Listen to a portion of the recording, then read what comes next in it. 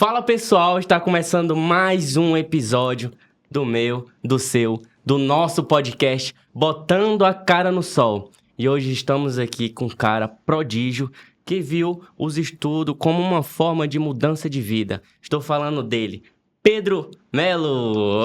Aê! E aí, meu caro Cara, Wander? quem é Pedro Melo? Quem é Pedro Melo?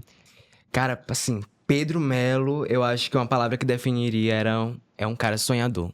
É muito difícil a gente falar de si mesmo, né? Hoje em dia a gente sempre tá pensando muito no outro e não sabe bem, não se conhece a si mesmo muitas vezes.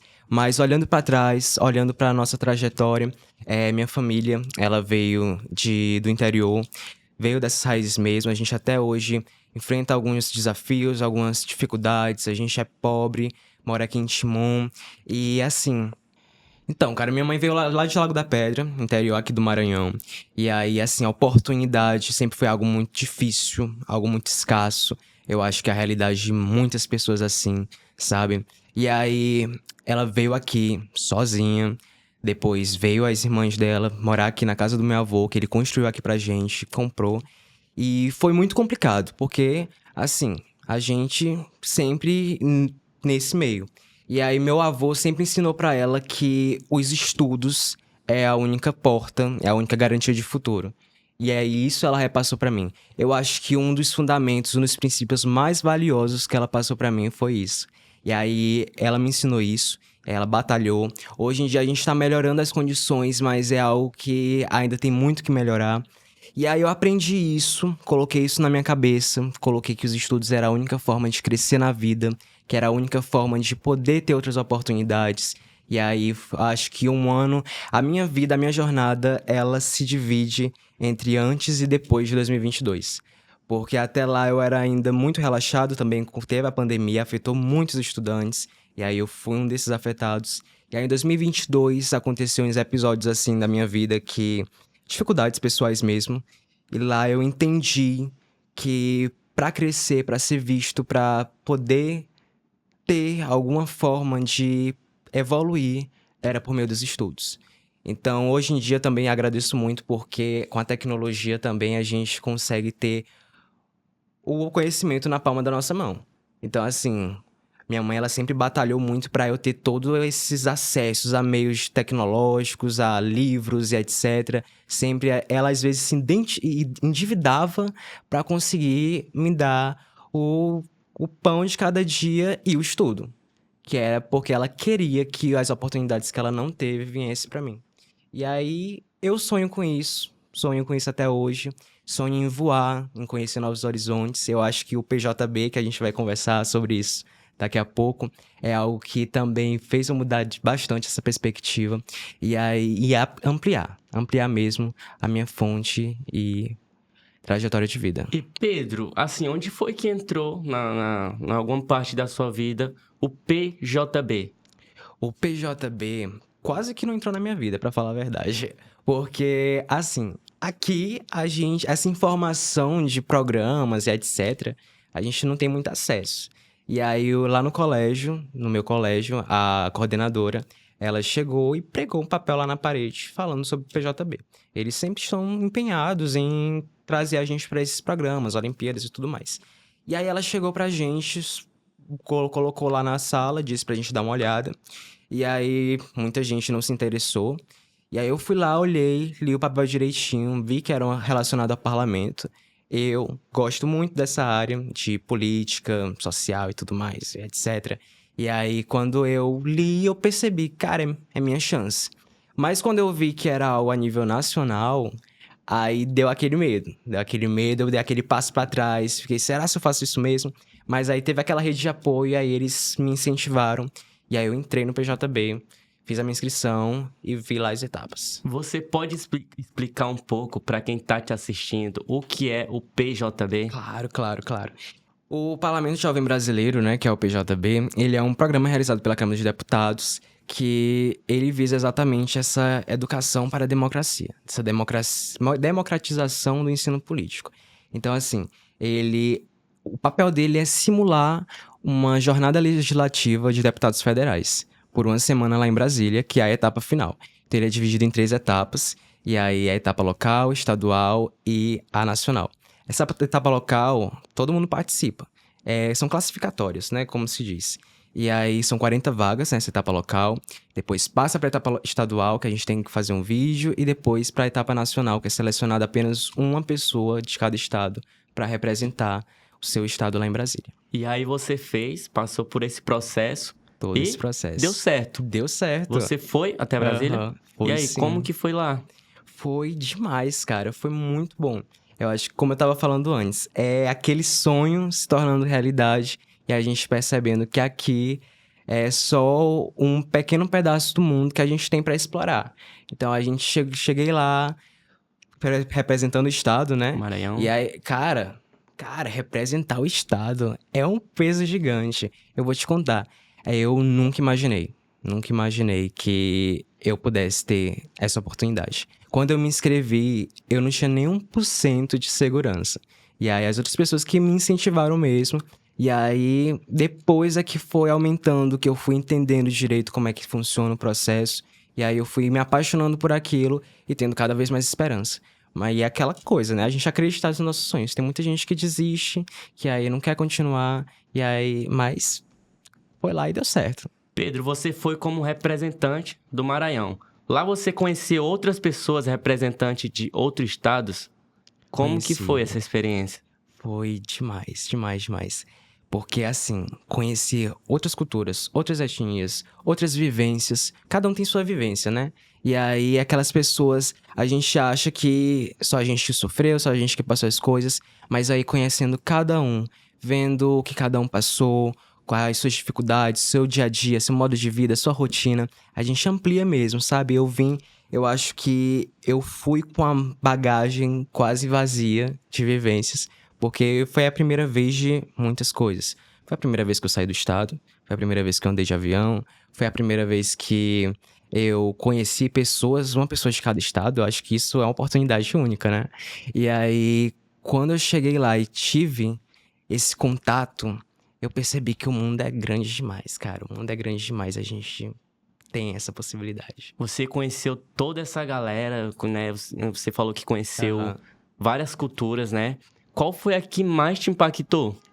A cultura que mais me impactou foi a do Pará, que foi uma amiga que a gente se tornou depois.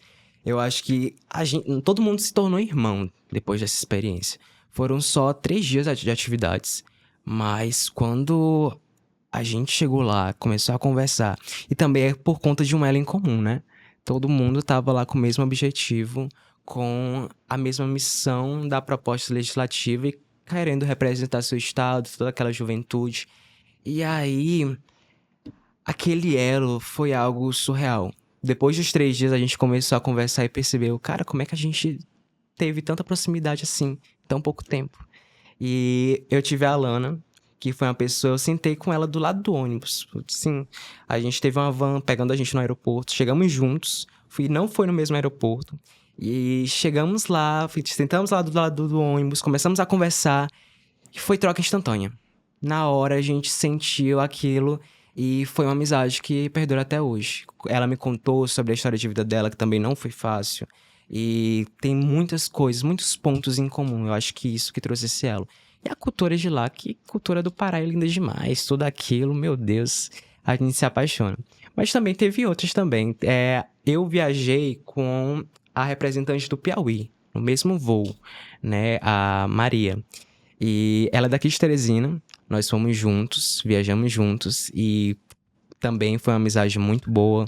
Conversamos, aquela troca, ela muito engajada. Também aprendi muita coisa com ela. Agora, de sotaque, eu acho que tu até já imagina quem é. Foi a representante do Rio Grande do Sul. Aquele sotaque do Rio Grande do Sul é bem carregado. É tudo aquilo, sabe? Que a gente se impregnou. E não foi só eu voltei pra cá com sotaque. E vários outros amigos também voltaram pros seus estados com sotaque. E aí foi... A gente até ficou zoando depois, brincando e tudo mais. Porque foi aquela coisa carregada que a gente trouxe também. E Pedro, e você tava falando das classificatórias. Como que é as etapas? É uma vez o ano? Quem quer começar? Como é que faz? Conta pra gente. O PJB ele é focado em alunos do ensino médio, né? Ele acontece todo ano. O processo seletivo ele começa mais ou menos por volta de junho. Inclusive, quando abrir, eu vou até divulgar também, porque eu quero muito que outro representante daqui de Timon vá representar o nosso estado lá no PJB. E são, como eu te disse, foram 3 etapas, né? Etapa local, estadual e nacional.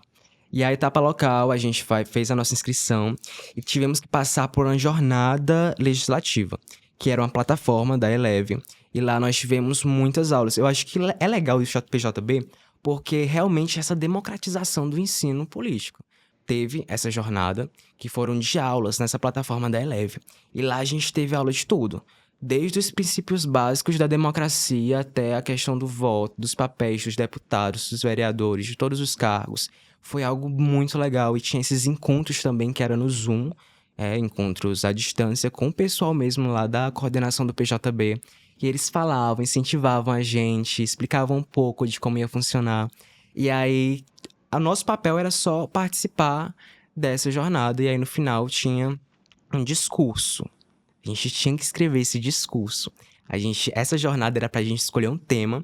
O tema do ano passado foi o tema geral, né? Foi a educação que queremos. Então, nós tínhamos que falar o que a gente esperava da educação. É um tema bem legal, que pode ser bem explorado, né? E lá tínhamos que escolher um pequeno subtema, por exemplo, alguma falha na educação que a gente queria melhorar. Então era a hora de dar voz pra gente, pra representarmos o que tinha dentro do nosso peito pra ser solto, né?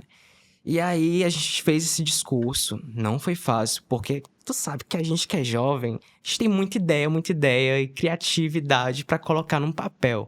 Em um discurso de 2 folhas, foi muito complicado.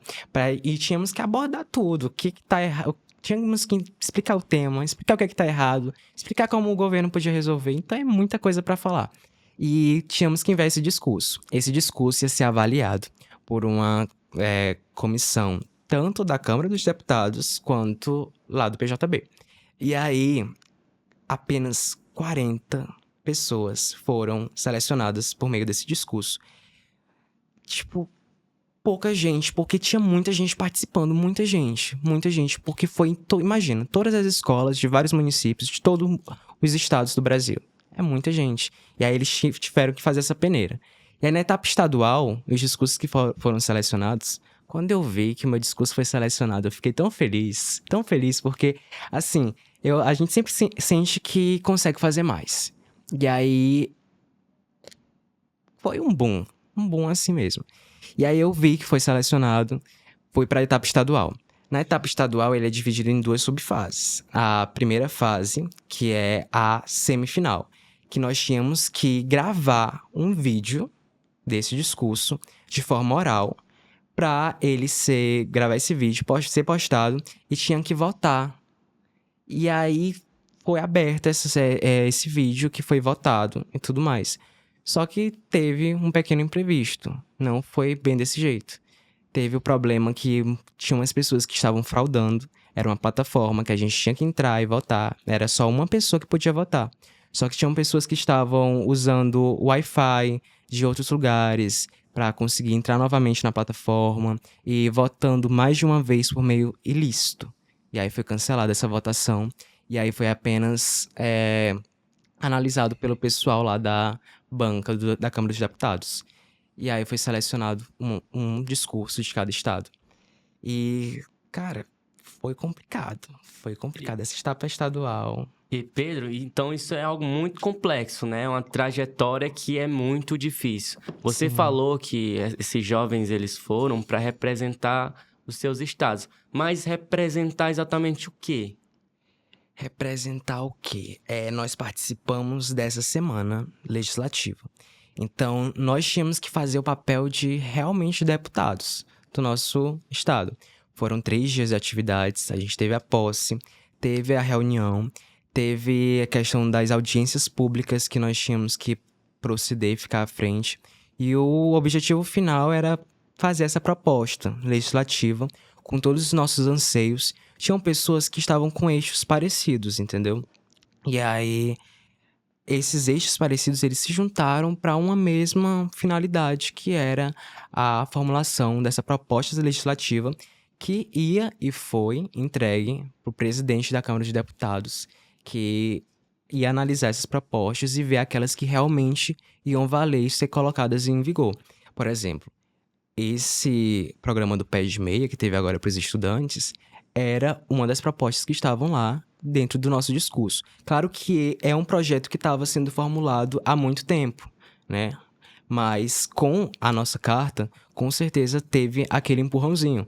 Outras coisas também eram políticas para pessoas neurodivergentes, que inclusive era o meu eixo do tema, inclusão nas escolas, questão de meio ambiente, tecnologia e tudo mais.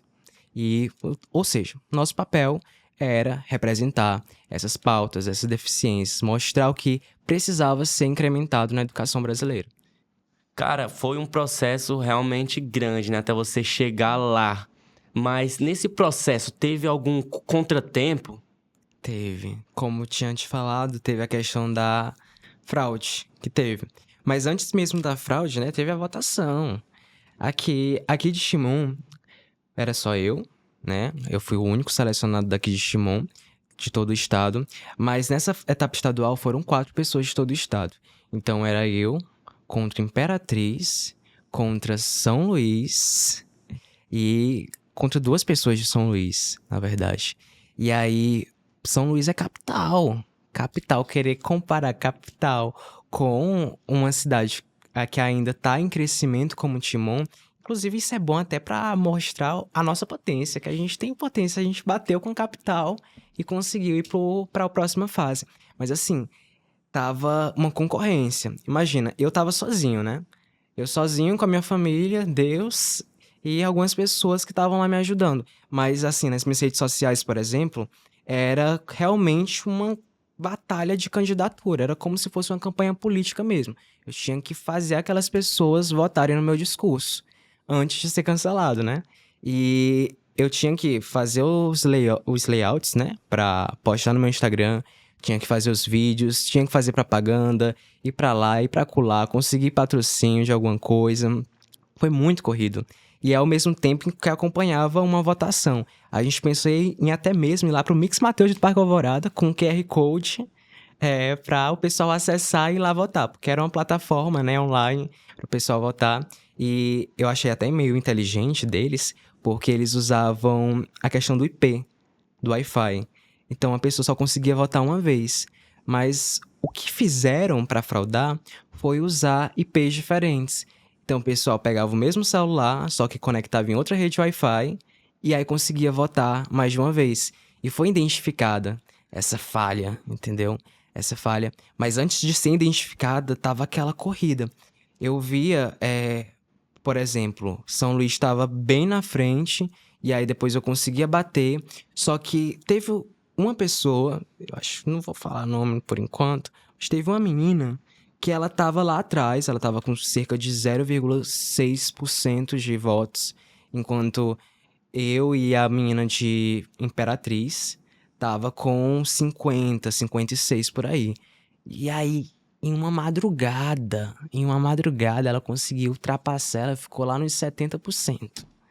Então, é o tipo de coisa que a gente já percebeu uma atividade suspeita, foi relatado pra eles e tudo mais. E aí foi cancelada a votação.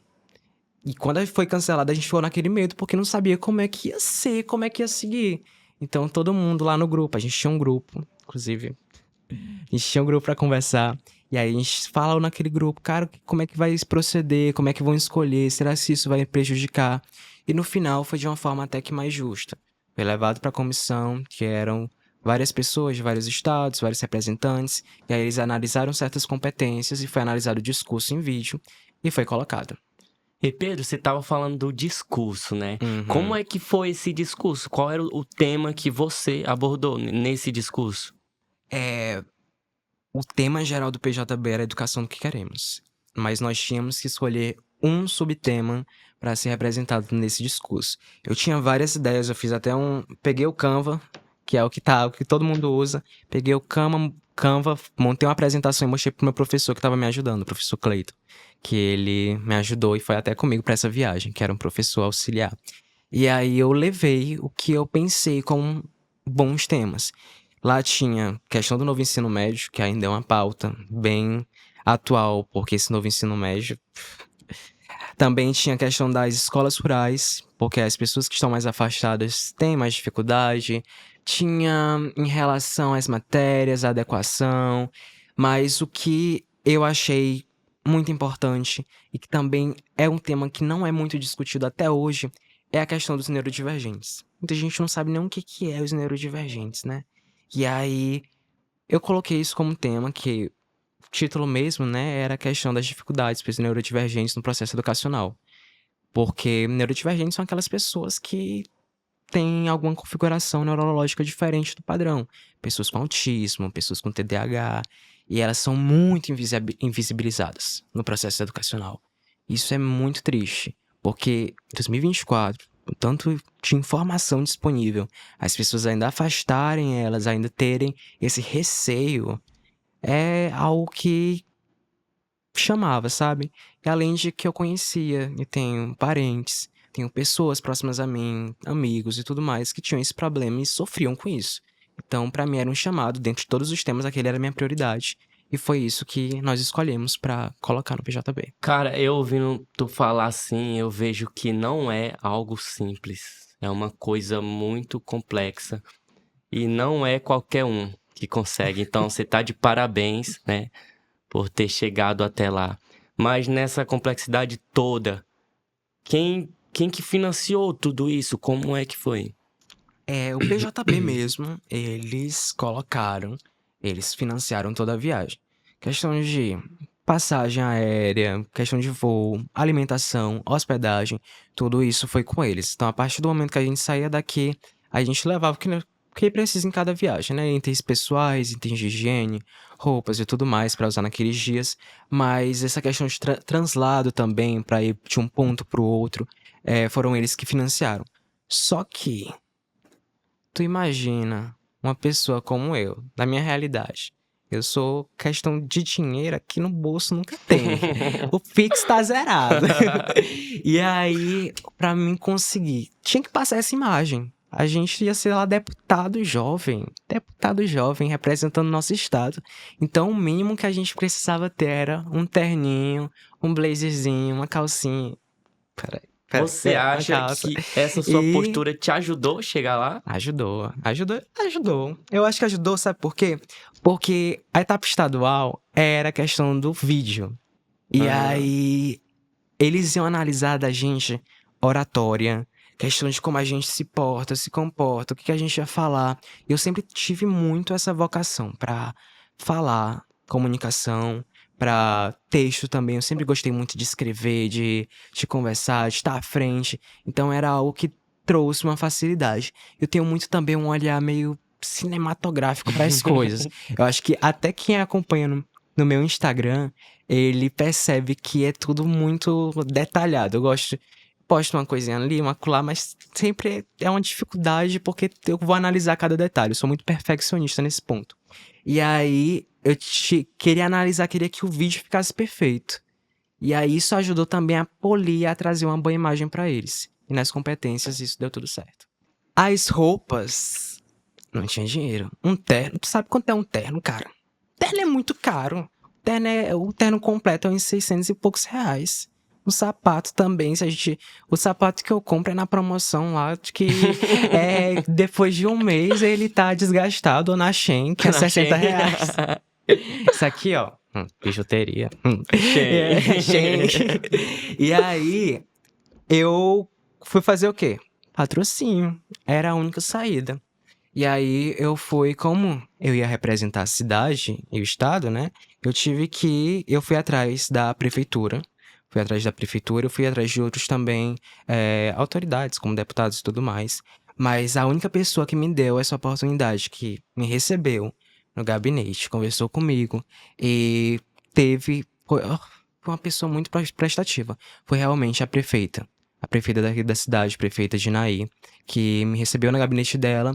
Eu passei pra ela, eu disse: prefeita, eu não tenho dinheiro pra pagar essas roupas, não. Eu conversei com ela direitinho, apresentei o meu projeto, apresentei o que eu queria, sabe? O que eu ia fazer lá.